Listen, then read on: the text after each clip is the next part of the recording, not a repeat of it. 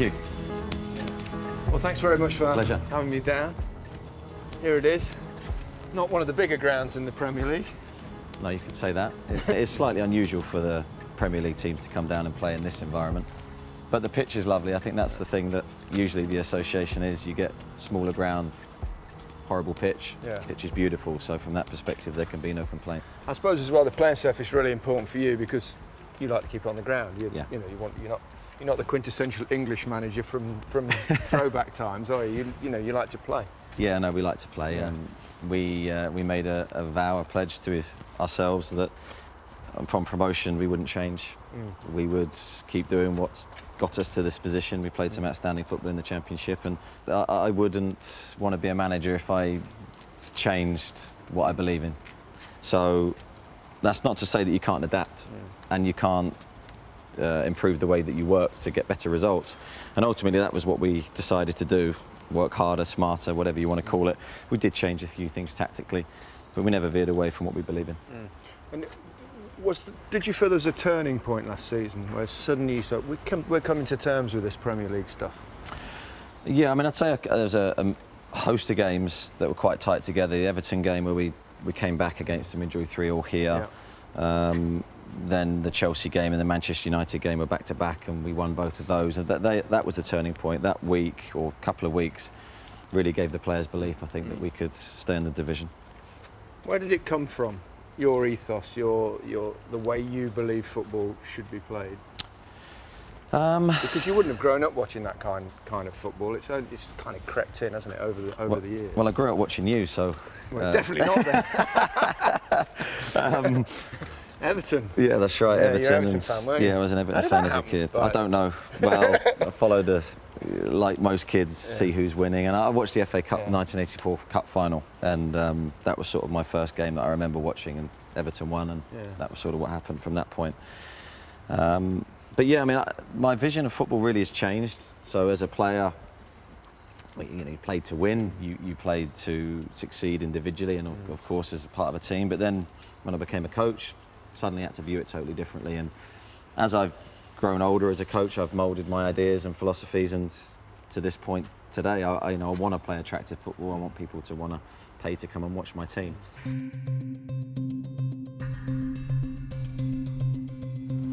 Yeah, no, I did actually. I watched a lot of you as a kid. Oh, blimey. Those were the days. As an English lad. So long ago now, it's a joke. Does it feel a different world for you? As in lifetime anyway? It's 30 years. Yeah. It's more than half my life away. Yeah. So this is my office. Yeah. Quite a cold office. It's chilly, isn't it? Someone's put the aircon on. They certainly have, yeah. You've got quite a few philosophical things going on here. I mean, do you spend a lot of time thinking about the game? Does it sometimes kind of become an obsession in some ways, or? Yeah, absolutely. I think it is very much my life. I think obsession is probably the right word. Do you have to have a word with yourself occasionally, just go, hang on a minute, get a bit of perspective here?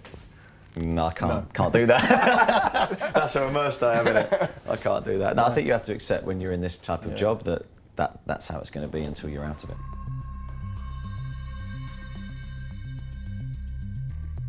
If the players were really honest and I had a chat with them, what do you think their opinion of you would be? Cool, that's a good question. Oh, finally asked a good question. That is a good question, though. I think they would probably say I'm obsessive. I'm driven to... I'd hope they'd say I'm driven to achieve. Do you care whether they like you? I'm not interested whether they like me as a person. I would hope that they would, but the main thing would be that I would hope that they respected the fact I work hard for them. He's a quiet guy, but he's got a big influence on the football pitch. It's been great to watch him so far in training and to see the things that he does. You've got a young family. I suppose this managing must take up a hell of a lot of time. How do you get the balance right between the two? Yeah, it's a tough one.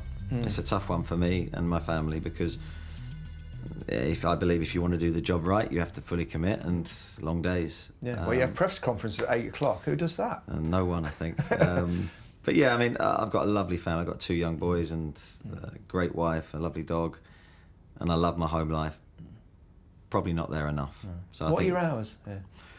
I try to get in for around 6:30. Sometimes 6:30. 6:30. Sometimes earlier if I'm working out. Yeah. How ambitious are you? I'd say I'm really. I've always been incredibly ambitious. As a player, I was determined to get to the top. Never got there. As a manager, my thoughts are slightly different. I'm fiercely ambitious for this club. That's why I asked the question in some ways, because I'm saying if you're that ambitious as a person and as a coach, do you not feel at some stage to get to the to the top or be perceived a la Guardiola or Mourinho or someone like that? Do you feel you might have to move on? Down the line, maybe, but I think when you're in this seat, you have to think really short term. So if I want to be the best manager I can be, I have to get now right. And that's why I'd say I'm fiercely ambitious for this team, because if the club do well, the team does well, everyone will benefit. Well, this is where we do our videos, a bit dark. There we go. So this is where all the players would sit and see good clips or bad clips of themselves. So what, do you go through every little detail of the match, or do you just pick out certain things for individuals? Just pick out bits. It would be too boring. 5-10 minutes. You know what players are like. You don't want to overload them with too much. That's a very good point.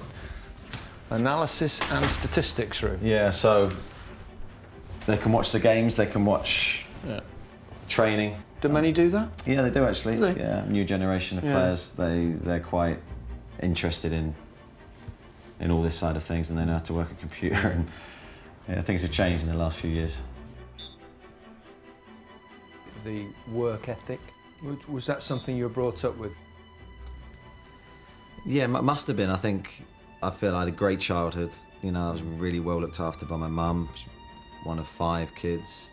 Not a rich family, so it was very much humble beginnings, and just a childhood really spent in the park kicking a ball. I've seen you mention the fact of how important, how significant your mother was to you and your career and everything that's happened to you subsequently. I know you lost her a few years ago now. Is that very much the case? Yeah, very much so. I mean, as I say, one of 5 kids and single parent, having to bring those 5 kids up with no money, a difficult situation for her. And you're looking at people, as a kid, you're looking at someone as a role model, someone to inspire you to make something of your life. And she always had such a positive outlook. The biggest compliment I can give her, if I can take a bit of that, of the adversity she overcame, then I'll be more than happy. I think you've already done that, haven't you, Eddie? I mean, this is the size of this club at Bournemouth. What you've actually achieved is quite extraordinary, isn't it? Yeah, it is. I mean, I think when you're in it and living it every day, you don't realise sort of quite what's happened. If you'd have said to me a few years ago Bournemouth could get into the Championship, I'd have said, well, that'd be a tough ask. If you'd have said Bournemouth can win the Championship, I'd have said, I don't think that's possible. Can Bournemouth maintain their Premier League status? I'd have said, no chance. So already we've proved that those ceilings shouldn't exist for us. How have you done that? What's the secret? Hard work. There is no secret. And intelligence. Well, yeah, a little bit. Obviously, loads of different things, but the main thing I would say is hard work. Everyone's different. There are some players that are very open and want to become better, so that they let me coach them and change them. Some players are like, I'm good as I am. Don't really want any outside influences changing me. And that I find that quite difficult because I'm very hands-on with every single one of my players. I want to push them to new levels. You strike me as a pretty equable guy. Do you lose it occasionally? I do have a dark side. I'd say I'd only develop that from managing, really. I would consider myself quite a placid, friendly guy who could mould himself to most situations. But when managing and the winning and losing comes in, I've always considered myself, I want to win. Does it affect your weekend badly when you lose? It affects my life. Does it really? Yeah, my mood, my outlook on life is totally different.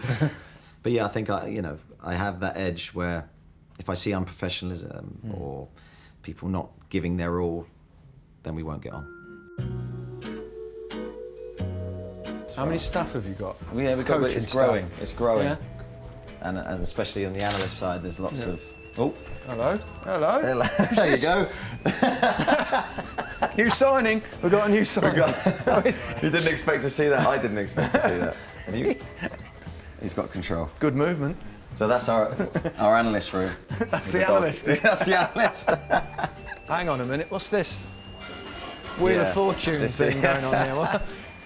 Well, this is basically when someone doesn't adhere to the rules, so is late, for example, instead of me fining them, Yeah. this is a system we use that's slightly different. I mean, a tenner's not much to a modern day Premier A League tenner's player, is nothing, it? but it's more, there's a forfeit attached to the letter, so out of that fund we'll give £1,000 a month to charity, so it's a good way the players give them back. That's a good idea. In terms of you know, watching other teams play and their style of football, we're now getting quite managers in this country, aren't we? That, you know, big name managers as well. You know, Guardiola, Mourinho, Klopp, etc.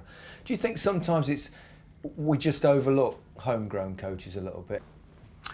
I don't know. I mean, I'm in favour of the best person, regardless of their nationality. So I have no problem with the fact that the Premier League doesn't have as many English, British managers as it should. I think we have to prove we're good enough for those jobs. So with the new managers coming in, I think it's great. You know, I love it because I think they're the best. You must look at it though overall. I mean, there's so few English coaches in the Premier League, and you've had, you know, quite excellent longevity here at Bournemouth. Does the England job does that appeal down the line? Well, after watching you play for England for many years and really willing England to win a major tournament and just being so immersed in that feeling and pride of your country, the England job, I think, is the ultimate. I would never say no. You know, that's not something I want to consider, but it's not something in my immediate thoughts. My immediate thoughts is this club and this job.